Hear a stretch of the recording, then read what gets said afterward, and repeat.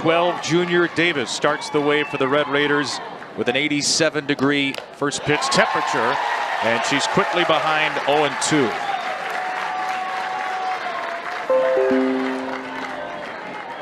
One of the best pitching staffs in the country. Florida State 6th in ERA. It is truly a full staff approach with 6 different pitchers who've started this year. Danley's their ace. And Danley's ahead 0-2 on a ground ball foul from Davis.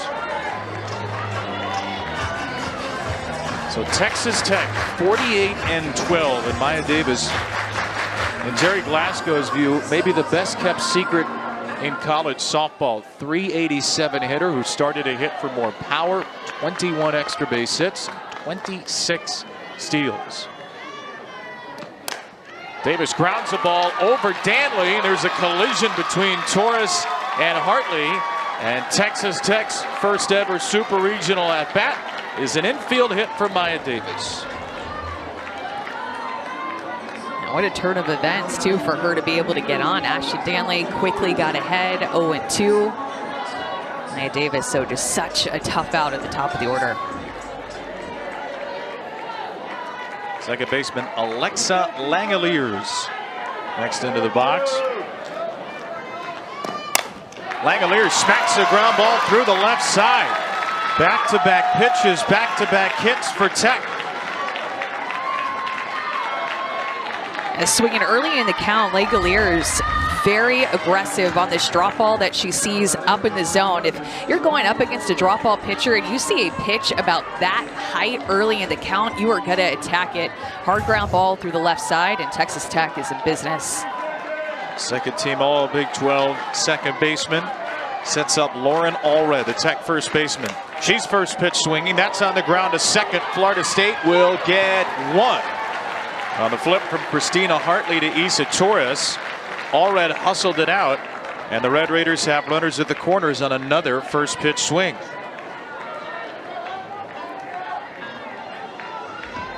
With Ashton Danley in the circle, the Florida State defense has to step up. More of a pitch to contact, or as Lonnie Alameda, her head coach and pitching coach, calls it, pitch to defense type pitcher. They were outstanding behind her in the regional. Texas Tech has swung at the first 6 pitches.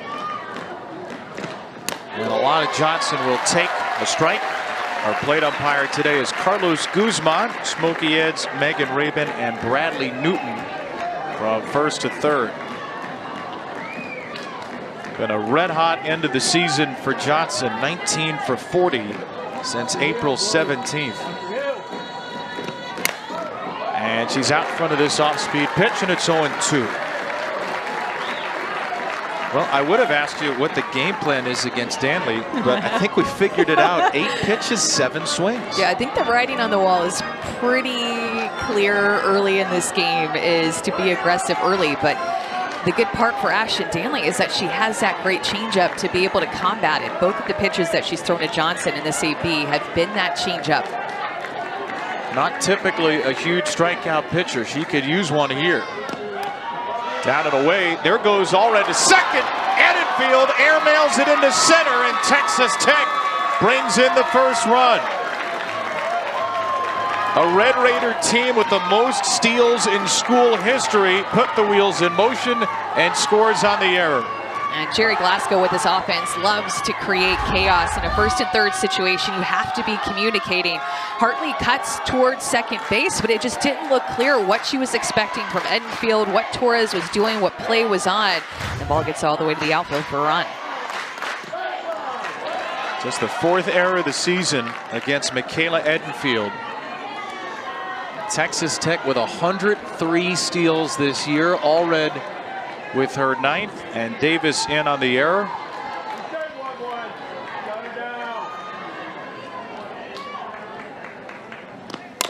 Well, and instantly in the back of your mind is that every run Texas Tech puts on the board seems like a mountain to climb if you're Florida State. And it's very early in this game, don't get me wrong, but you're going up against a pitcher who doesn't give up an earned run each of the games. And that's her first run allowed in 17 innings. She's been fantastic. But with Nyjah Canady in the circle, every run that you put on the board seems like a mountain to climb against her. 2-2 pitch leads to the first strikeout for Danley as she gets Johnson. And this is what she needs to do more. She's doing a good job of throwing strikes and getting ahead, but when she's ahead, she has to expand the strike zone like this with how aggressive Texas Tech is being. Drop ball at the shoelaces, gets Johnson to chase. That is a big strikeout for Danley with the runner in scoring position.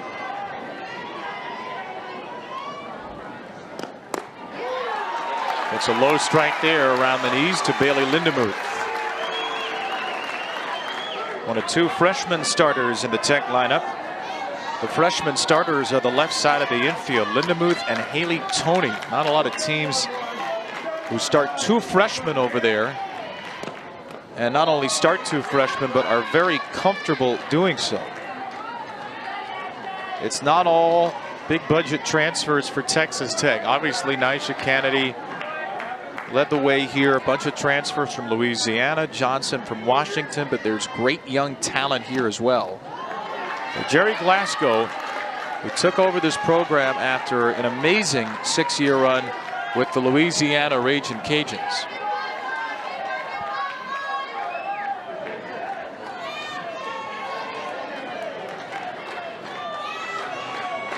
Two 2-1 for Bailey Lindemuth.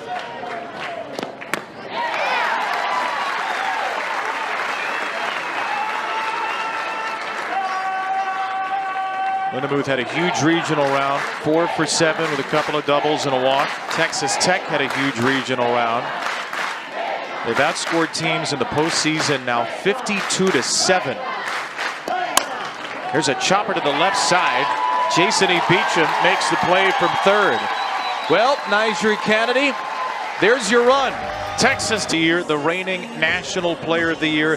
Nyjah Canady trying to lead the nation in ERA for a third straight season and trying to pitch through a lingering blister issue here for Texas Tech. And when she is her best, her rise ball and changeup are working together. She'll use that rise ball to throw it at the letters, expand the zone up. She wants to climb the ladder with you with the rise ball and will go down with the changeup. Those two pitches are the pitches that she relies on the most. A little bit side to side with her screw and curve, but rise ball and changeup is what these hitters are going to be prepared for. And that rise ball, people chase it 40% of the time.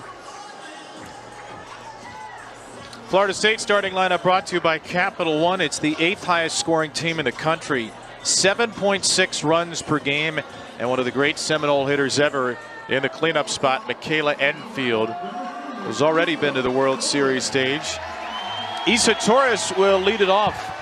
A likely All-American for Lonnie Alameda's Florida State Seminoles. And Isa Torres wastes no time swinging at a hot first pitch from Nyjah Canady. Oh, I think I forgot to mention that she throws 70 plus up in the zone with her rise ball, has swing and miss stuff, and truly some of the best stuff in the college game right now. 73 on the first one, 73 on the second. 0-2 to Torres. Question for Nyjah Canady: how will she deal with a blister on the pointer finger of her right hand? Jerry Glasgow's not worried about it, and right now it doesn't look like he should be. That's a 3-pitch strikeout of one of the nation's best hitters. Florida State goal is going to be to wear Nyjah Canady down. Nyjah Canady's goal is going to be to go right at these hitters, especially the first time through the order. They haven't seen her in a while. The last time Florida State faced her was last February in the Clearwater tournament, our ESPN tournament. So it's been a while. Some of their hitters have experience against her, but her goal this first time through especially is to limit her pitch count. Janai Kerr, who had an all-ACC season, shows bunt, takes a little too tall.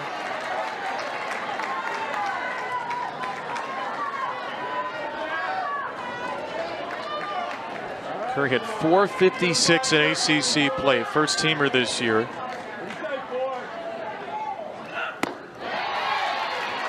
Well, that strikeout to start the game for Nyjah Canady, that was only the 5th time this season Isa Torres had struck out, one of the hardest players in the nation to do so. No big deal for Canady, more than half her career outs on strikeouts, and she nearly had another. Well, and you'll notice, Kevin, both to lefties and to righties, she really likes to throw to her arm side. So away from lefties and inside to righties. That's where she's gone, I think, every pitch, the first 2 hitters she's faced. Every pitch a rise ball. Oh, by the way, there is a devastating changeup still waiting to be unleashed. It's a good little traveling contingent, a few rows near the Texas Tech dugout. The Lubbock faithful. Never seen the Red Raiders make it this far. There's the first changeup, and Kerr just floats it out of play. But you want to see these hitters this first time through, maybe not have 4 or 5 hits the first time through, but you want to see them fight, foul off some pitches, go deeper into counts. 3-pitch strikeout for the first hitter that she faced in Torres, and now Kerr is battling. Battling away. She's seen 7 pitches, and the Florida State crowd is roaring in approval with every foul ball. I don't know that I've ever seen fans stand and cheer on first inning foul balls. These FSU fans are well educated in her game. They know how tough she is to hit. Kerr pops this one up, foul ground, playable, and caught by the shortstop, Tony. So it's an 8-pitch battle, but it's an out for Canady.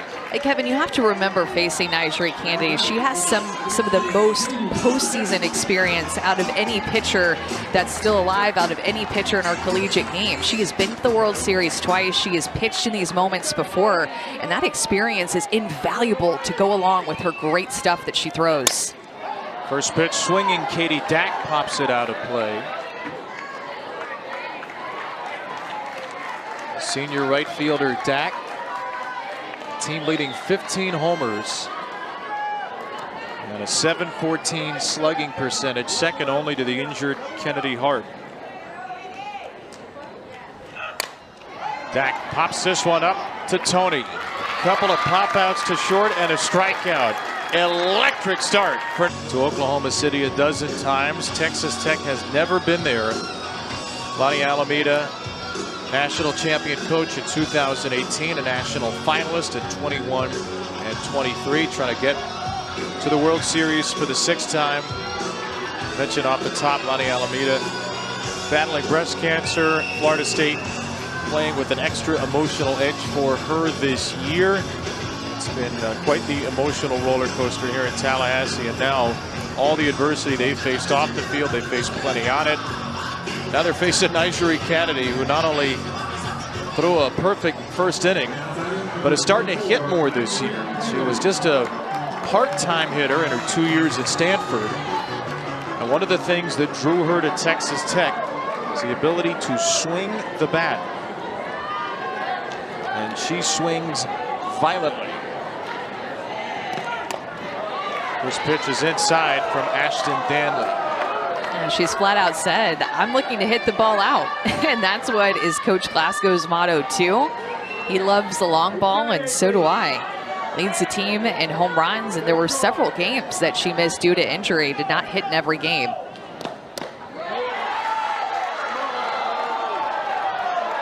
Canady homered twice in the regional weekend. 3 for 7. 2 of those 3 hits were long balls. Slugging .716, OPS of 1176. Well, look how much room she's giving herself on the inner half. She is so far off of the plate, just almost daring Danley to throw her inside. So she drops a changeup and a hitter's count, that 2-0 count to get her first strike. But look how far off the plate that she is. And far back of the box, too. 3-1 to Nyjari.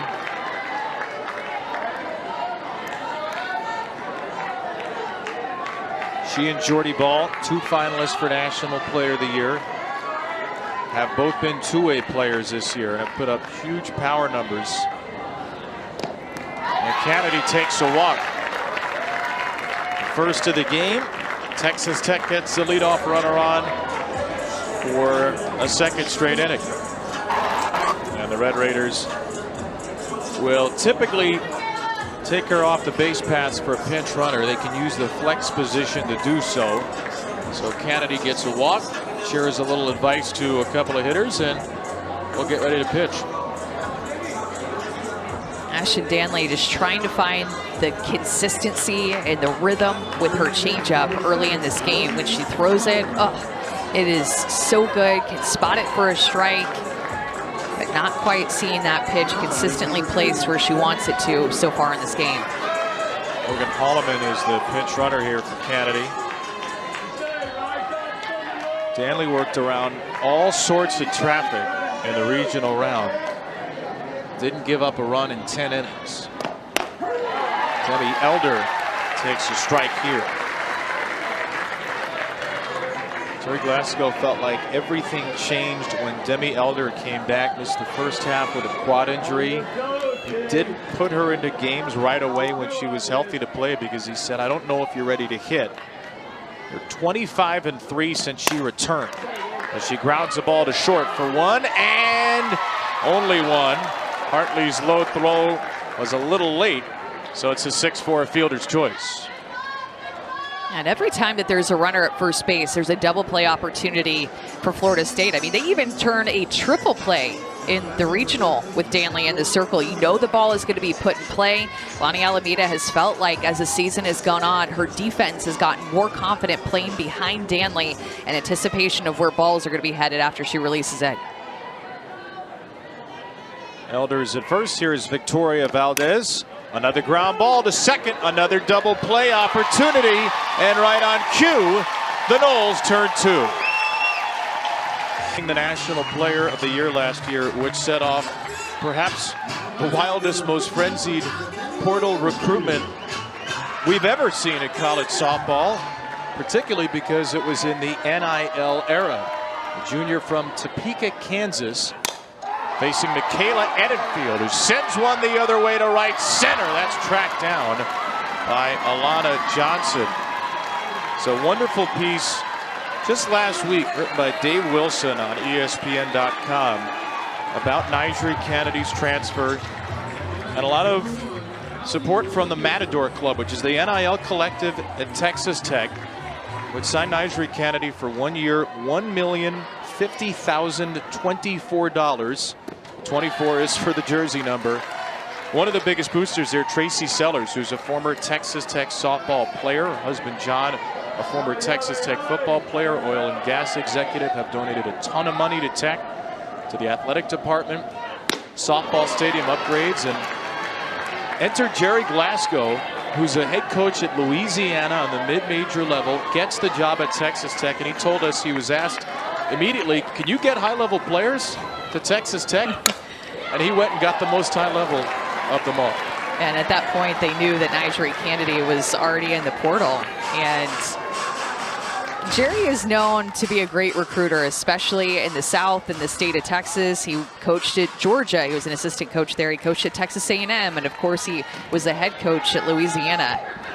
But the one thing that Nyjeri Canady said was maybe even more important than the money, which is not the only reason that she said she went to Texas Tech, is that the fact that they talked to her about hitting, spent more time and even a presentation on where she would fit in offensively into this lineup as she gets a strikeout. And this is a part of Jerry Glasgow's presentation. He handwrote this lineup here and presented it to her. Said didn't want to use an Excel spreadsheet. The other coaches thought maybe we should put an Excel spreadsheet. He said no, I want to handwrite it. And they spent 90 minutes talking about hitting, 30 minutes talking to Tara Archibald, Jerry's daughter, who is the pitching coach, about pitching. And Nyjeri said that this was the one stop, one visit that she made where she talked more about hitting than pitching. That's what she wanted to do. He's got 2 outs after a strikeout of Hallie Waitcaser. Now the freshman Shelby McKenzie. And the secret weapon Jerry Glasgow had, he was friends with Jim Hecker, former travel ball coach and coach of Nyjah. Nyjah told us when she got in the portal, she talked a couple of times to Jim Hecker, to her former coach. And that's partly where the connection came in with Jerry Glasgow. It's also a pretty good connection if you're a Texas Tech athlete, one of the most famous athletes in the world right now, and that is Patrick Mahomes. Super Bowl champion with the Chiefs. who reached out while he was on his vacation in Italy as part of the recruiting process. Yeah, when Jerry talked to the Matador Club, the Texas Tech NIL collective, he said, we're talking about Bo Jackson here. We're talking about Herschel Walker, like a once-in-a-generation type player. That's what he thinks of Nyjah Canady. I tell you what, based on everything we've seen, I think he's right. Won last year. Only 3 players from that team remain. 1-0 Red Raiders here. Freshman Haley Toney takes a strike, and Haley Toney was actually committed to the previous coaching staff at Texas Tech. Decided to see what happened during the coaching change after Craig Snyder left, and Jerry Glasgow was interested in retaining her. That ball smoked. That's fair inside the bag and down the right field line. It sits in the corner. Toney's thinking 3. Toney is out at third. A picture perfect relay.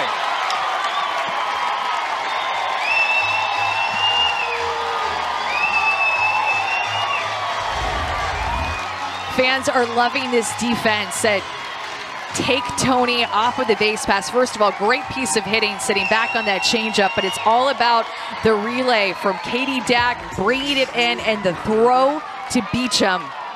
Right on the money. Afterwards, Jerry Glasgow, you see, is bringing up his hands like I was telling you to stop. Toney tried to turn that double into a triple and got thrown out. A 9-4-5 relay. Katie Dack started it. Their 3rd outfield assist of the year. But what a great turn by Christina Hartley at second base. Hartley, maybe one of the unsung heroes of this team. Not a huge power hitter, just a quiet, steady performer at second, who made the perfect throw in the middle of the relay to cut down Toney after 2. And the tough part about that too is that it went down the right field line where there's a lot of different angles with the fence, and it could have taken any type of bounce, but Katie Dack stuck with it. She slowed the game down, picked up her relay man in Hartley, who made the absolute perfect throw and tag to Beecham. That was so well played. And runner on third, nobody out with the top of the lineup. Would have been devastating for Danley. Now 3-1 against Maya Davis, who led off with an infield single. Davis has reached base 18 in a row and fouls away at 3-1. And swinging away here in her first AB, Davis was running through the box, slapping, but as the season has gone on, she's been hitting for more power.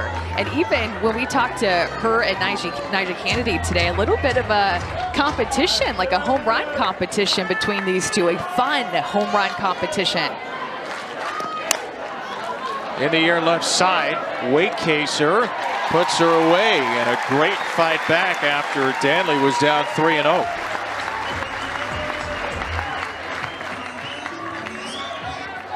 Typical Ashton Danley game here. It's not clean, there's traffic, but she just keeps weaving her way in and out of jams. In the regional round, South Florida and Auburn had 1 hit with runners on base against Ashton Danley. They're 1 for 16 in those 2 games. You go back to the regional final. Auburn had the first 2 runners on in the first inning. They had the first 2 on in the second inning. They had a couple on in the 4th inning. Florida State turned a triple play. They loaded the bases in the 5th, and they could not break through.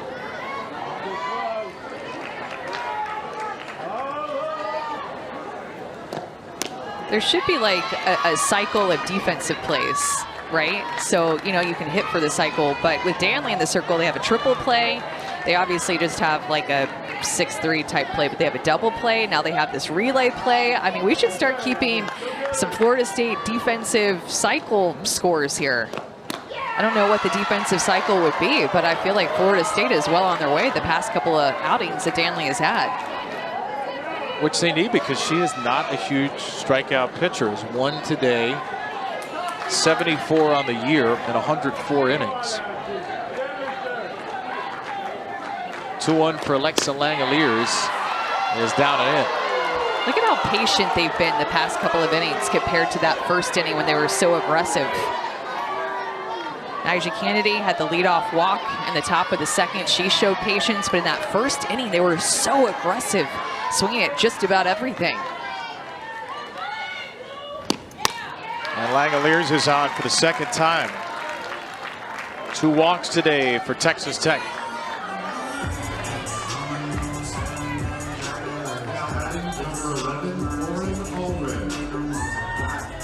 Lonnie Alameda is hoping Ashton Danley's experience from last year will serve her well. Got to pitch in a super regional at Oklahoma as a freshman. Lauren Allred takes up high. Langeliers, a bit of a delayed steal. Maybe that completes the defensive cycle. An outfield. The softball world, Florida State have rallied around her after Lonnie was diagnosed in late February with stage 3 triple negative breast cancer. There's a picture of her, one of her early doctor visits. Doctors have reassured her there is a high success rate in treating this, but it is going to be a real battle. She told us she's got 10 Mondays down of treatment, 2 to go, her first round.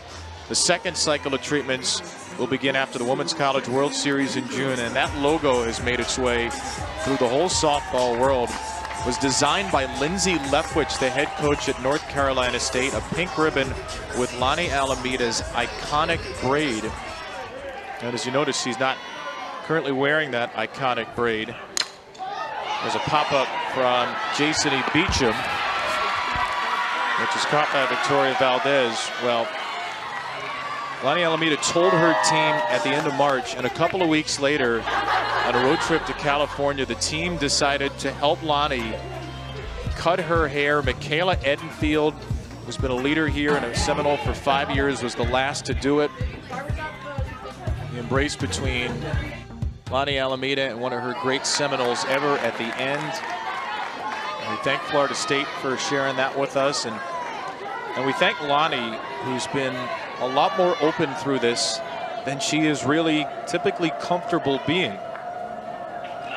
Angeli Bueno fouls one away. It's a wonderful story Andrea Adelson wrote just a couple of days ago on ESPN.com about Lonnie's treatment and about her recovery. And she told us, I'm a very private person, but it's been amazing to her to see how many people have lived their journey through hers. Well, and this team is determined to win for her. They want nothing more than to win for her, which is also something that makes her a little bit more uncomfortable, because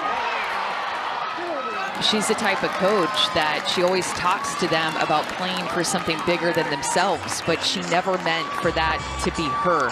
And so now she's that person and that they're playing for. And the quote that she likes to say is 10 toes down. I just have to be right here, right now. And that's the same message that she delivered to the rest of her team as well, even just from the very beginning of the season. And Kevin, the crazy part about this too is that their Team 42 theme created in August was grateful for everything, entitled to nothing.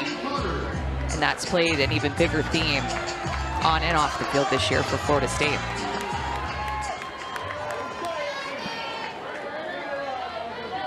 Lonnie Seminoles at home here in the Super Regional. So bunt is laid down right back to Canady. His throw is in time. That was a pinch hitter, Annie Potter. Lonnie Alameda Seminoles come back in a 1-0 game. We need to remember when we got a runner on first base in force-out situation, thread the ball, get it elevated, but we're hitting the ball hard. And yeah, I can see the, the tension or the stress of the environment. I can see it playing into factor here a little bit, but it's good. You want the kids pumped up, and you want them to feel the moment, and they are a little bit in good ways and bad ways. Jerry, this is your first year coaching at Texas Tech and coaching Nyjah. What's it been like to coach her this season? A dream every day. You wake up and you just want to make sure when you go to the ballpark, yep, it really is. She's here. It's not just a dream. It's a blessing every single day to walk out and see her in our uniform and to get to be around her, not just her talent, but her work habit and her character. Jerry Glasgow, thanks for the time. Thank you. Head coach of Texas Tech, Jerry Glasgow. Who's lived a better softball dream than this guy, who got into college coaching in his 40s, was a youth coach, coaching 10 and 12-year-old teams, coaching his daughters. Took a long way to even break in as an assistant. Now he's coaching the biggest name in the sport, who has been perfect through 3 innings in Texas Tech's first ever super regional game. And started coaching because he was a dad. That's why he got into the game. Had 3 daughters who all played, and that's why he started coaching. Lauren Allred down to first, and Bueno makes the play. We could talk to Jerry Glasgow for about as long as it took him to drive from Lubbock to Tallahassee, which is 17 hours and 47 minutes, because he had hitting machines that he has to bring on every trip, because Jerry Glasgow just does things a certain way. He's got to get the hitting machines here. He coaches hitters differently. It's unique the way he teaches and sets the machines, individual players. His whole story is unique. He started coaching his daughter Tara at 9 years old. He said they won the league at 10 years old. They gave me the All-Star team. 2 years ago when I got the All-Star team, or 2 years after, I said, I'll coach if I could do whatever it takes to win, which meant practice Friday morning, 7 to 9, then go play a team Friday night that was 30-1 at 6, then play a team at 8:30 Friday night that was 33-3. We had to get beat because I wanted the kids to know we weren't very good. That's what he said. And then they got the All-Star team to the Pony World Series a couple of weeks later, went undefeated and won the Pony World Series title in Marion, Illinois. That's how his coaching career started. Now he's 2 wins from the World Series with Nigel Canady. It's not my words, his. It's a miracle of a coaching career. Key there, whatever it takes to win. Even when Tara was 9 years old, that's the mentality that he had. The same mentality that had him load up the pitching machines and drive with 2 stops, by the way, from Lubbock, Texas to Tallahassee, Florida. He said he didn't do that whenever Louisiana played Washington in the Super Regional, and he regretted it ever since. So that's never happening again. So if they ever play Washington again, I guess he's going to drive from Lubbock to Seattle. I guess so. 1-2 for Johnson, the former Husky. That ball is blasted deep center and gone. From the Jerry Glasgow hitting machines to Tallahassee, Florida's Joanne Graff Stadium, where Alana Johnson has just hit a tape measure shot, and Texas Tech doubles the lead. Oftentimes, Alana Johnson can chase, but in a 1-2 count, you get a pitch like that, there's nothing to chase. You are saying thank you. An aggressive hitter, and you see a pitch right down the heart of the plate like that with her power, you are unleashing on it. Alana Johnson showing off her power, had quite the regional last weekend when she hit for the cycle, bringing it to Tallahassee. At 104 2/3 innings, or 105 innings, beg your pardon. Alana Johnson and Texas Tech with a 2-0 lead. Their first ever super regional game. Well, it's not Johnson's first, a Washington transfer. There's a bunt from Bailey Lindemuth and Apsell. 1 pitch and 1 out.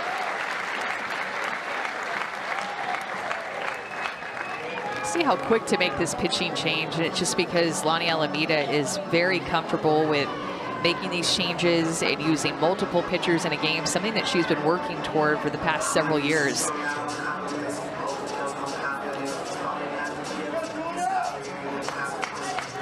Throwing, since they won the national championship in 2018, throwing fewer and fewer complete games. It's actually interesting to go back into the archives and look at the pitching staffs and see how in 2018 they threw a ton of complete games. Facing Nigel Canady.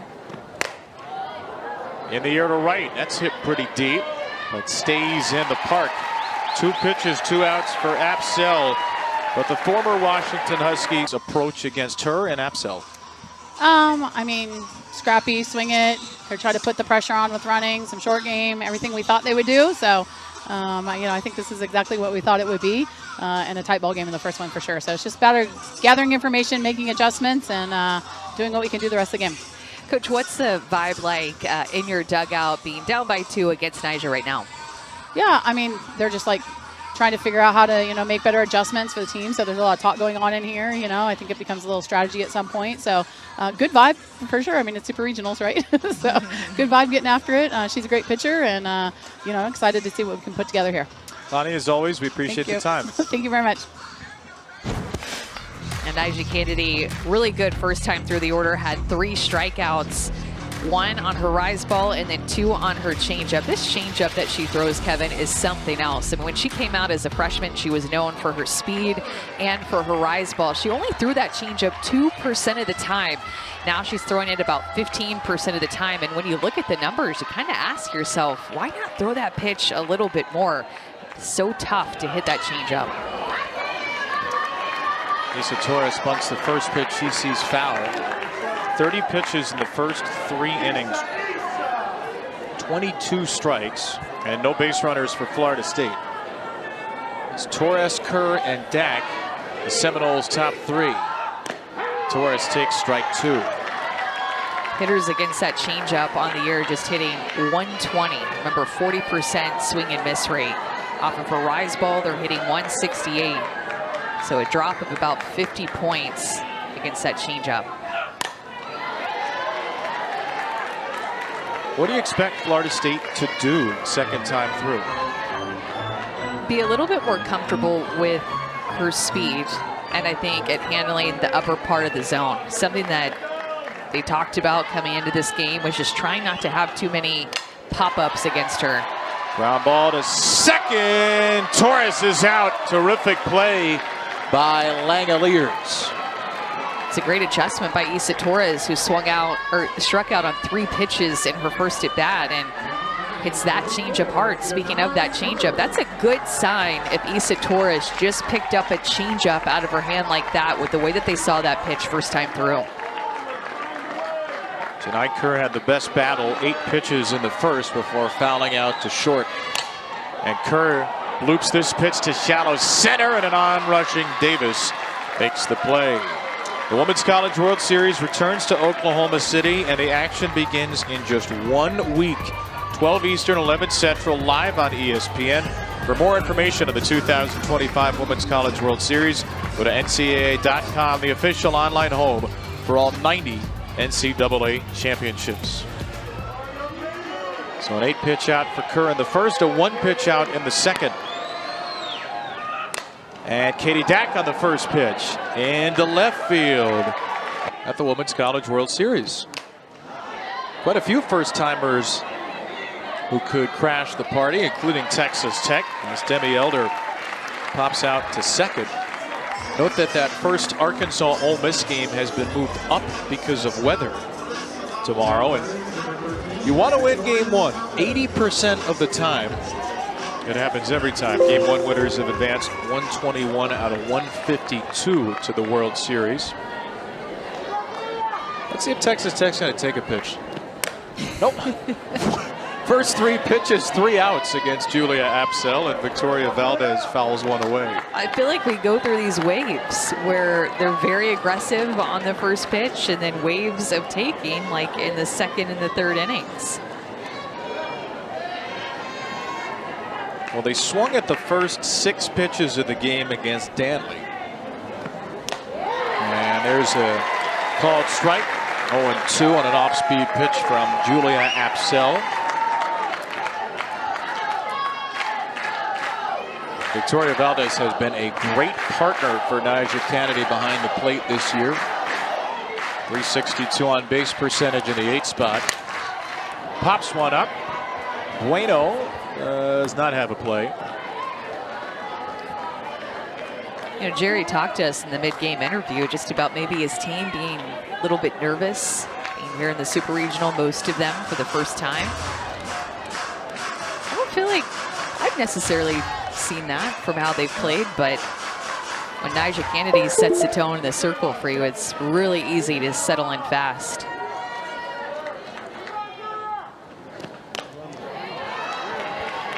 They've certainly been aggressive. They've had 2 runners thrown out on the base pass. Tony, who tried to stretch a double into a triple. Langeliers was caught stealing. 1-2 for Valdez. And she struck out looking. Apsell with a second Seminole K. I like the way that she's throwing this changeup in her outing so far, being able to locate that pitch for a strike. It's what Ashton Danley wasn't doing consistently, but Apsell has entered into this game and throwing with a lot of confidence this far.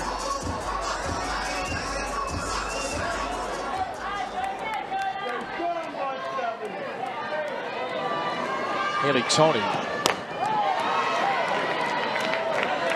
54 pitches in the game. Texas Tech has swung at 26, nearly half of the pitches. And again, they've gone through these very free swinging spells today. Tony doubled on the second pitch she saw in the third. Well, that's what Coach Alameda told us when scouting Texas Tech. When we talked to her earlier today, she said right away, they hack. They don't strike out a lot. They swing. They don't swing and miss a lot. They get up there and they hack.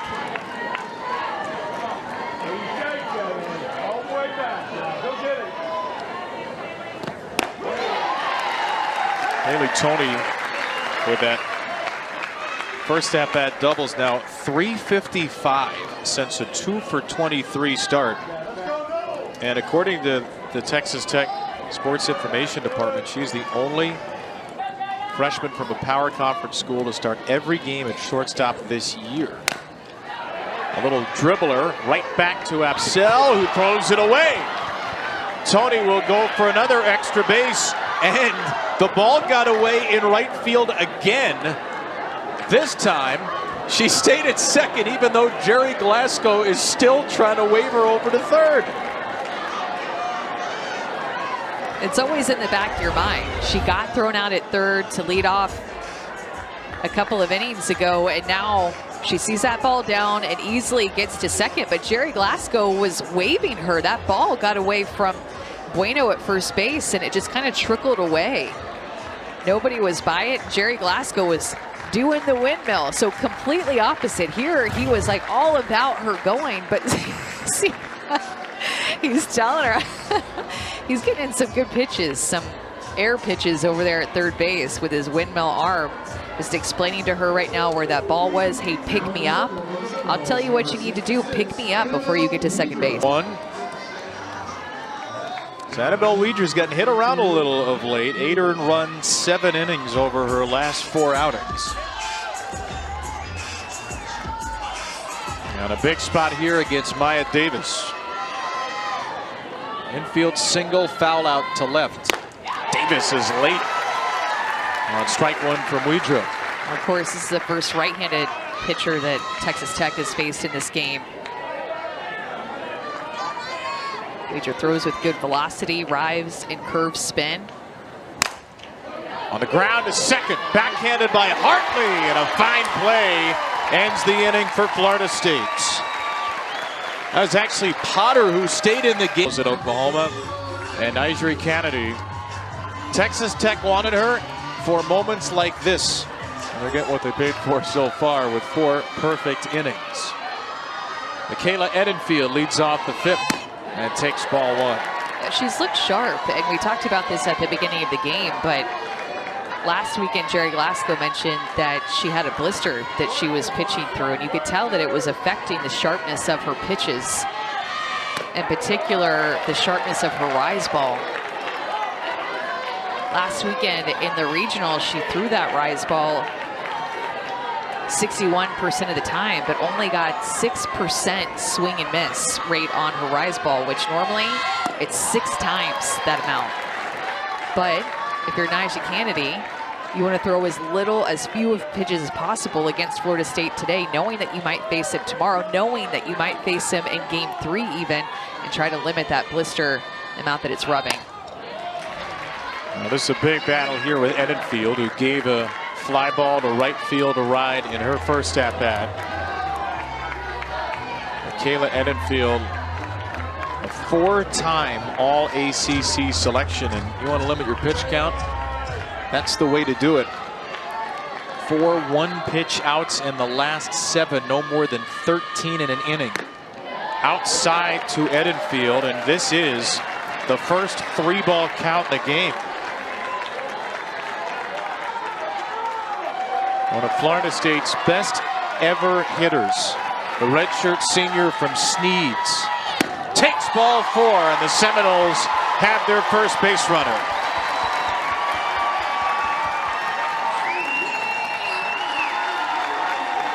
You can count on number 51, as they've been able to do for the last 4 years. She'll come out for a pinch runner with a roar to the Seminole dugout. Well, and when you look at the numbers hitting against Nyjah Canady, on counts within the first 2 pitches that hitters see, they're hitting 244. Significantly higher than the batting average against her on the year. So at like the first pitch of the count, an 0-1 or a 1-0 count, hitting 244 off of her hunting pitches early on.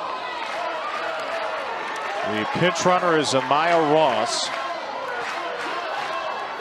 Allie Waycaser becomes the tying run with nobody out here in the 5th after the game's first Florida State base runner. Waycaser with a fly ball muscled into right. There's Johnson for the out.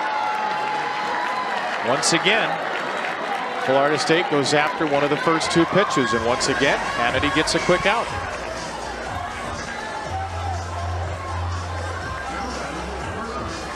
He's done a great job of working from ahead. A lot of first pitch strikes. It's like you constantly look up, and an 0-1 count, 0-2 count. This is a power hitting freshman, Shelby McKenzie. In the regional, McKenzie was 3 for 5 with 2 homers and 4 RBIs. Both homers as a pinch hitter. And she's down 0-2 here. She's got an extra base hit in 4 of her last 5 games. Her first 2 home runs of the year in the regional round. And McKenzie grounds the ball to the right side, and nobody's at first. Allred went to get it, vacating the bag and putting a pair of Seminoles aboard. Florida State's first hit of the game. You got folks just standing in the stairwell out on the garage. It's a great, great scene for softball. Maybe not so great if you're wearing scarlet and black. They've still got the lead as Jason E. Beecham takes ball 1.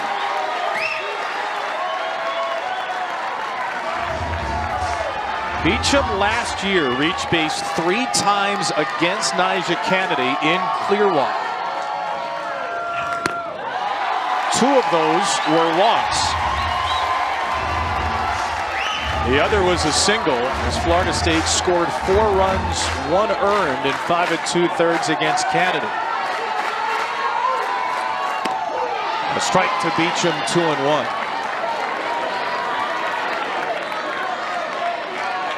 In hitters counts, hitters are hitting 295 off of Nyjah, and FSU has not had a lot of these today. Beecham waited back on that changeup and charged it just foul. It's a huge difference. Would you rather hit off with 2 strikes as a right-handed hitter at a 108 clip, or in a hitter's count at a 295 clip? Good chance there. Last strikeout for Canady came in the 2nd inning. And Beecham fights off a tough rise. It's moments like this why it's so big to grab a top 8 seed. Why we're talking about it all year, why it comes down to the selection show, because in a moment like this, game on the line, you want this crowd on your side.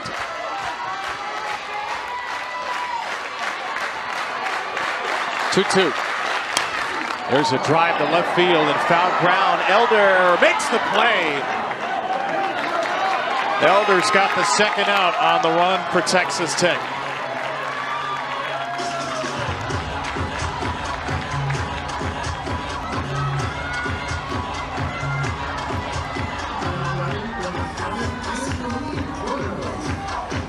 So Canady licks that right hand, applies the rosin.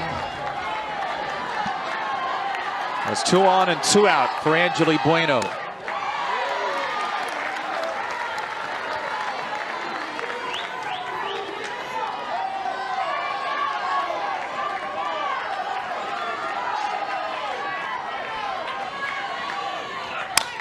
Bueno out of play, hard foul ball. You can tell the second time through the order, the swings are better off of Canady, which is expected.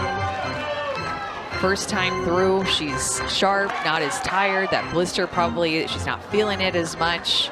Second time through, you've seen her. You're talking in the dugout, knowing what to expect, communicating about everything about her so that you can go up to the plate feeling you're most prepared. Floats in a changeup for strike 2 on Bueno.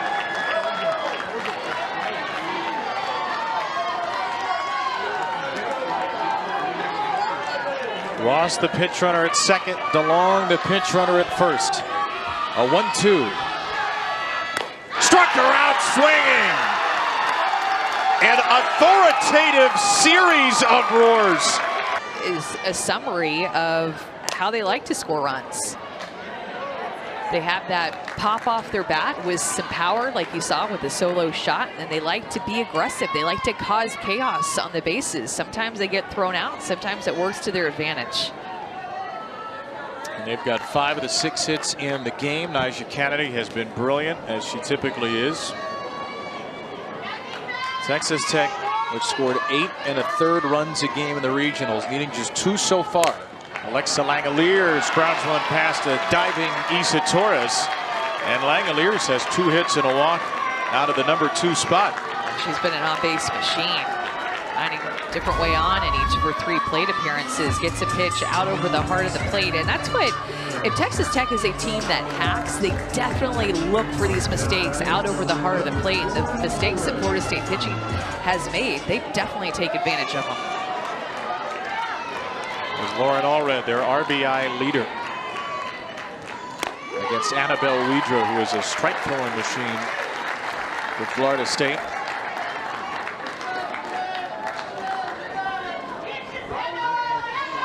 Allred had a 5 for 10 regionals, walked twice, 2 extra base hits, drove in 8.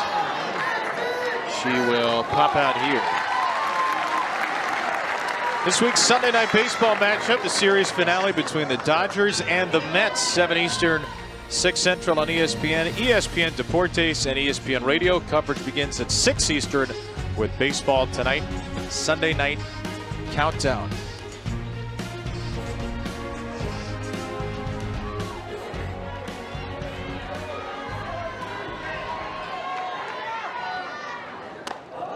Got a Major League Baseball connection on the field right now. There's Alexa Langeliers, the younger sister of Shea Langeliers, catcher for the team formerly known as the Oakland A's.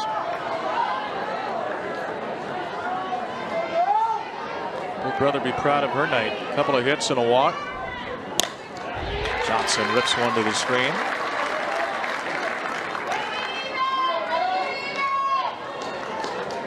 Struggled hitting when she first got to Texas Tech. It took her time to really sync up with Jerry Glasgow's approach.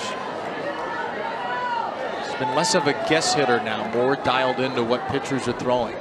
She sees that one well out of the hand for ball 2. She talked to us about just simplifying her plan, and the most important part here is sticking to it.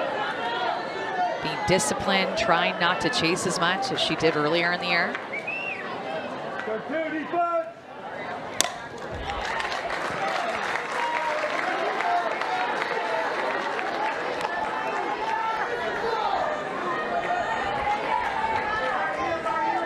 Now 20 out of her last 42 since April 17th. Her batting average was at 260. It's now at 324. A sky-high pop for Beecham. Important for Florida State to keep the score right where it's at. That was such a big opportunity that they had against Canady last inning with 2 on, less than 2 outs, and couldn't do anything with it. But just down by 2 runs here, have 6 outs to play with against her. It's going to be tough, but doable when you're just down by 2. You do not want to put any more runs on the board, or let them put any more runs on the board for Tech. Florida State's doing it the way they typically do. Only 4 complete games on the year. It's another all-staff affair. Danley 3 1/3, 2 runs, 1 earned. Apsell got 4 outs out of the bullpen. Now Weedra's recorded 3. Working on the freshman Bailey Lindemuth. Chases strike 2. Nice cutting action there from Weedra. Out of Hoover, Alabama, transferred in from Auburn. One of the best strike throwers in the nation.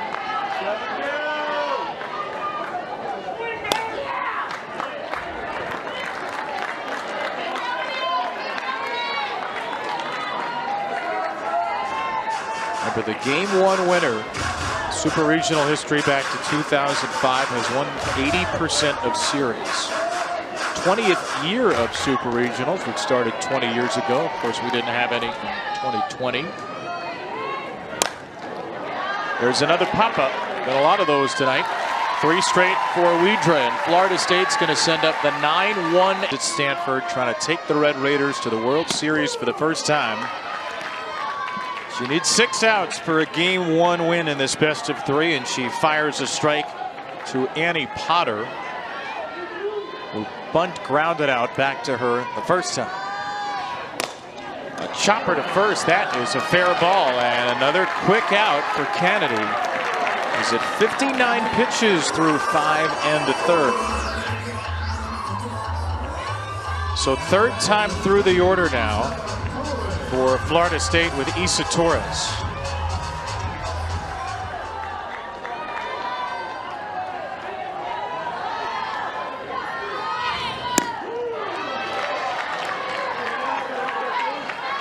Two top 10 National Player of the Year finalists. Torres struck out for just the 5th time all season to lead off the game for FSU. And a little soft ground ball here. Torres kicked it in fair territory. She tried to hop over the top, but she is out for making contact with the batted ball. Did everything that she could to try to avoid this ball. It was right in front of her for the longest time. Then she hopped over it, and then right there, bounced right into her back heel. And with her speed and that staying fair, that easily would have been a hit. Well, Canady finally had to work a little harder in the 5th. She had thrown 36 pitches in the first 4 innings combined, 21 in the 5th. And she got the first 2 outs on just 4 pitches here in the 6th.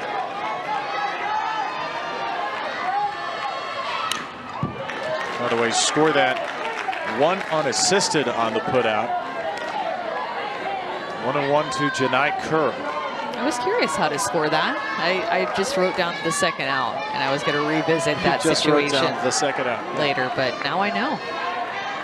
Closest fielder to it gets the putout. You could tell that Florida State's trying to get the top half of the ball here in the 6th inning against Niger. It was very blatant with Hartley's swing, just chopping down on a pitch, ground ball to first base, and then same with Torres putting the ball on the ground. A lot of pop-ups against her, a lot of easy fly balls.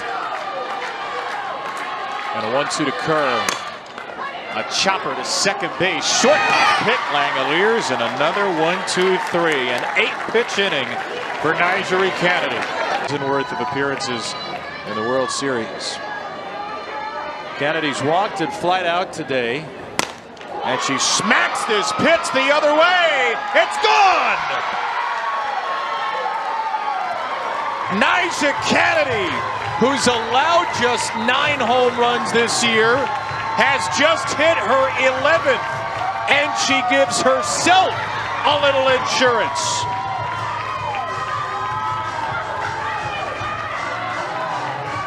Texas Tech remains aggressive, swinging early in the count. It's what Nyjah does too on a curveball, moving up in a way. She let that pitch get deep, looking for something clearly on the outer half. And the thing about her home runs, she finishes so balanced and with such a big follow through, but an opposite field shot for Nyjah Canady.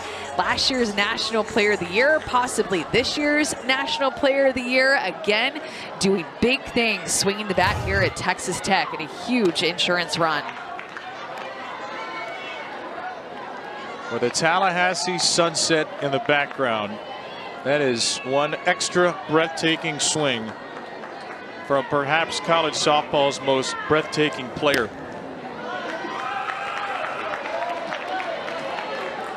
She said it. You can read the quote in the Dave Wilson piece on ESPN.com. I'm definitely trying to hit the ball out. And that's Coach Glasgow's motto too. He loves the long ball. To first, that one kicks off of Bueno. And Demi Elder will reach base after the Canady home run. Just such a smooth swing. It looked effortless. I'm telling you, the thing I notice about her home runs is just how balanced she is at the end. And then, of course, she's going to show the emotion. But off of her bat, that was an absolute no-doubter. When you watch Nyjah Canady play, you have this emotion in the big moments that she knows. She knows the game and how big of a swing that is. Extra run support for herself to head into the 7th inning. And if you talk to her, as we got a chance to today, you'd never know that's who she is.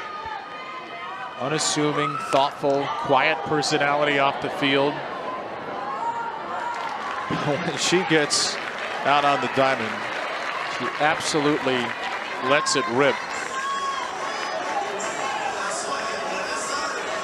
Jerry had a conversation with her too right before she stepped into the box, was talking to her about something offensive, the way that he normally does with his hitters, constantly giving them tips, advice, some last-minute keys, and clearly it paid off in that swing. Annabelle Weidra gets an out on the pinch hitter Reagan Jennings and gets an out on Haley Toney. By the way, officially a fielding error on Bueno to let Elder reach. Yeah, I'm not buying what Jerry Glasgow told us earlier, that his team looks nervous. I'm not either. I mean, it helps when your starting pitcher and your best power hitter's been to the World Series semis back-to-back years. I think Florida State looks a little bit more nervous than Texas Tech, but that's the importance of coming out and scoring in the first inning as well, like they did. Texas Tech got the first run on the board and just have not looked back with the start that Nyjah Canady has given them, and scoring all throughout the game, which is so important too. Chopped down to short. Torres picks the short out and has no chance to get Davis blazing fast for her second infield single.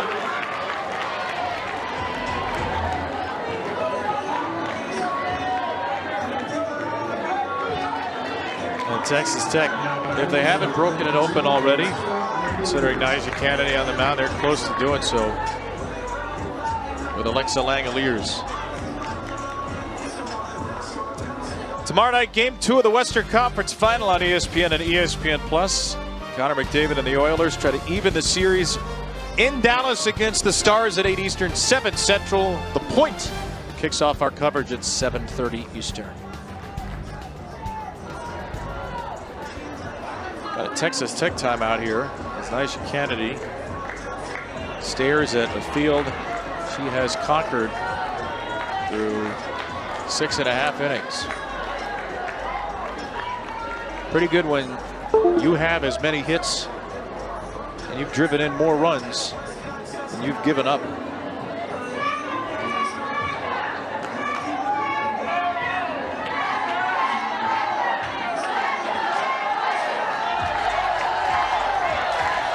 Adjusted to this Texas Tech team pretty quickly. She said she and her teammates would go to football games in the offseason, did a lot of group activities. There was even some talk of a haunted house activity.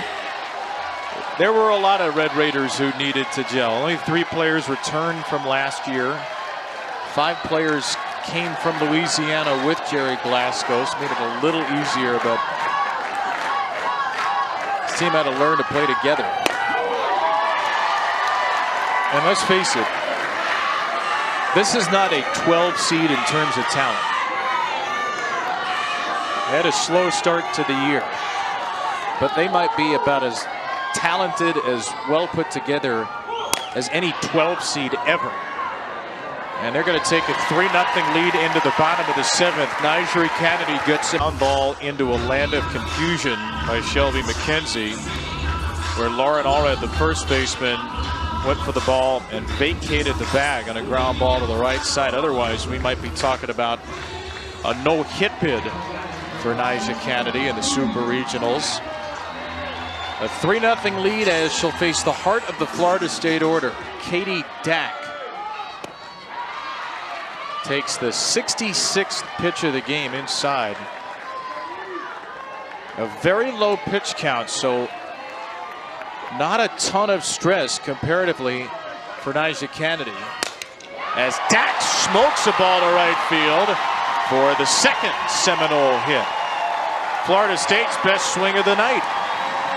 When we talked to Lonnie Alameda, she talked about kids selling out for the rise ball, and this is finally what it looks like from Katie Dack, getting her barrel on top of that rise ball, turning it into a line drive, and by far, the best hit ball off the Florida State bats. And here's Michaela Edenfield, who walked last time.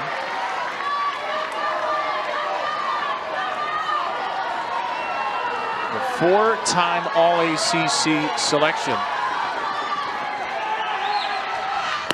Takes a changeup for strike 2.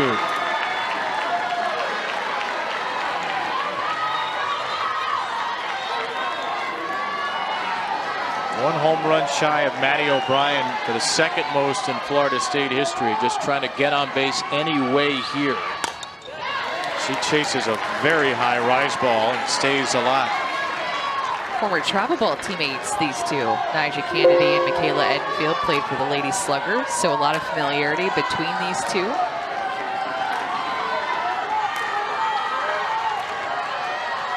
Appropriate name for those two. Popped her up, foul ground. Allred has room. It's a huge out, the fact that Michaela Edenfield can change the landscape of this game with one swing to be able to get her out. She had some good swings in that at bat. You can tell as this game has gone on, not a lot to prove it in terms of runs, but Florida State's at bats have gotten better. Ball 1 to Hallie Wakecaster. Have you noticed anything that would make you think a blister's bothering her? No, I haven't seen anything up to this point that would tell me that. Jerry Glasgow said, I have a lot of worries. The least of my worries is Nyjeri Canady. Said she only had the rise ball and the changeup available to her in the regional finals Sunday. And she really hasn't needed much more than that tonight. Well, with a quick turnaround as well, she didn't throw much at all in between Sunday's final regional game and then today's game. I threw a bullpen of about 20 pitches last night just to test it out, see how her blister was feeling. A 1-2, a knee buckling changeup, just a little low. Literally. If you're wondering what a knee buckling changeup looks like, that's it right there. Didn't get the call. Great to sir to get to this pitch right here. Trying to bring the tying run to the plate on 2-2. Popped up into right field. Johnson ambles in for the penultimate out. Texas Tech is 1 out away from being 1 win away from Oklahoma City.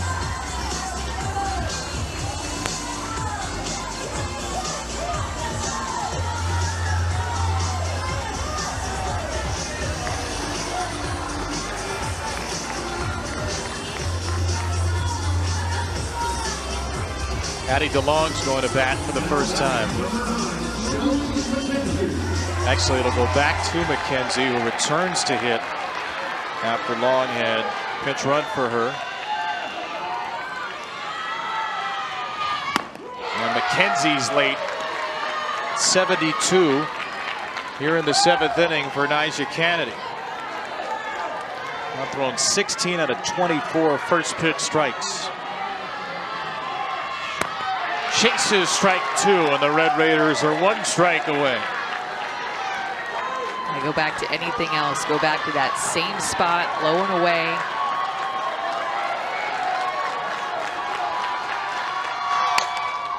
In the air to left field, Elder chases it. Elder makes the catch. Nyjah Canady and Texas Tech slam the door in game 1, and they are 1 step away from kicking the door down to the World Series. A 79-pitch shutout in a game where she homered, and Texas Tech, in its first Super Regional game, picks up its program's first Super Regional win. She knew exactly what she needed to do in this game, and it started from pitch number.